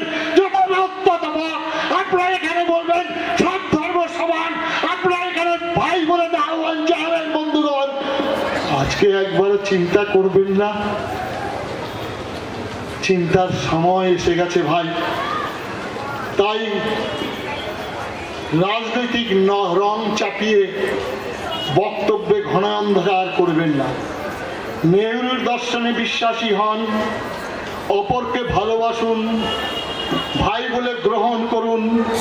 সেই সঙ্গে সঙ্গে ভারতবর্ষের সীমানাকে রক্ষা করার জন্য ভারতবর্ষের সূর্য অস্তমিত হওয়া প্রাককালে আমি সমস্ত হিন্দু মা ভাই বোনদের ডাক দিই, কাতর প্রার্থনা করি, ওগো বাঙালি, ওগো হিন্দু বাঙালি, কেন আমরা এসেছিলাম? ওই তো বাংলার স্বাধীনতার পরে যত মুখ্যমন্ত্রী 3 জন ছাড়া সবই তো পূর্ববঙ্গের মানুষ। ওই ঘোষ গুহ, ওই ব্রাহ্মণের পৈতে, ওই সীতার সিঁদুর রক্ষা করার জন্য যেখানে সংখ্যাগরিষ্ঠ হিন্দু বাঙালি, সেখানে পালিয়ে আসতে হয়েছিল। বন্ধুগণ, আপনাকে কিছু মনে করবেন না, কিছু চিন্তা করবেন না। আজকে তাই আচার্য স্বামী প্রণবানন্দজি মহারাজ তিনি বললেন, তার যে আরতি প্রবর্তন, অপূর্ব আরতি, শুধু ফুলে নয়নে জলে কাকুতি মিনতি গানে পূজা নেব না তো, এবার সংকল্প করিতে হইবে অসুর বদিবার, তবে হবে বিশ্ব মাঝে বাঁচিবার চির অধিকার। তাই তরবারির ঝঞ্ঝানি, খালার ঝঞ্ঝানি, ত্রিশূল দিয়ে রানা প্রতাপ, ওই তরবারি নিয়ে শিবাজি আসছে ছুটে আরতির মঞ্চে। তাই আচার্য স্বামী প্রণবানন্দজির এই আরতি হিন্দু জাতিকে ক্ষাত্র শক্তিতে উদ্বুদ্ধ করার অপূর্ব আরতির প্রবর্তন। তাই বন্ধুগণ, নজরুলের কবিতা যেই শেষ করব, আবার বলছি, ভয় নাই আর ভয় নাই, জাগিয়ে উঠেছে হিমালয় চাপা প্রাচী, গৌরী শিখরে তুহিন ভেদিয়া জাগিছে সব্যসাচী। আজিজে রাজা কালিসে বন্দী, রাজার কুটিরে প্রতিদ্বন্দ্বী, কংস কারায় কংস হন্তা, জন্মেছে অনাগতা। তাই বুক ফেটে আসে নৃসিংহ যারে করে পদাহত। সেই হিন্দু বাঙালি আবার একবার জাগুন, দুর্গম গিরি কান্তর মরু দুস্তর পারাবার, লোন নিতে হবে রাত্রি নিশীতে। যাত্রীদের কথা আমি বলবো না, আমি হিন্দু বাঙালিরা আপনারা একবার হুঁশিয়ার, একবার হুঁশিয়ার, একবার হুঁশিয়ার হওয়ার আহ্বান জানাবো। নমস্কার। গীতার কর্মযোগে উদ্বুদ্ধ হয়ে ভগবান অর্জুন গীতার শেষ শ্লোকে বলছেন, যত্র পার্থ ধনুর্ধর, যত্র যোগেশ্বর কৃষ্ণ, যত্র পার্থ ধনুর্ধর, তত্র শ্রী বিজয় ভূতি ধ্রুবা নীতির মতির মম। গীতার শেষ শ্লোকে বলছেন, ওই অষ্টাদশ অধ্যায়ে মা বলছেন, মানুষরণ যুদ্ধ, আমাকে অনুসরণ করো, মোহে নাম হাত মে কাম, আমাকে অনুসরণ করার যুদ্ধ করো, এই কথাই বলছেন। আর সর্বশেষে সমস্ত সন্ন্যাসীদের বক্তব্যে আজকে এখানে দাঁড়িয়ে বলুন, ওই অর্জুনের মতো নষ্ট মহার স্মৃতির লব্ধা তৎপ্রসাদত ময়াচিত স্থিত অস্মি গত সন্দেহ করিষ্যে বচনং তব। আর বাক্য নয়, আর গীতার ব্যাখ্যা নয়, এবারে তুমি যা বলবে আমি তাই করব। আজকে এই সভায় দাঁড়িয়ে আচার্য স্বামী প্রণবানন্দ যা বলেছেন, আজকে আমরা তাই করব। হিন্দু, আমি হিন্দু, আমি হিন্দু এই নামে ডাক দিতে আচার্য স্বামী প্রণবানন্দজি এই কাজকে ত্বরান্বিত করার জন্য বালুরঘাট বাসীকে আমি করজোড়ে প্রার্থনা নিবেদন করলাম। নমস্কার, সবাই ভালো থাকুন, সবাই ভালো থাকুন, সবাই ভালো থাকুন। প্রণাম, কোটি কোটি প্রণাম পূজ্য স্বামীজির চরণে। তার প্রদীপ্ত ভাষণে আমরা সকলেই উদ্দীপ্ত হয়েছি।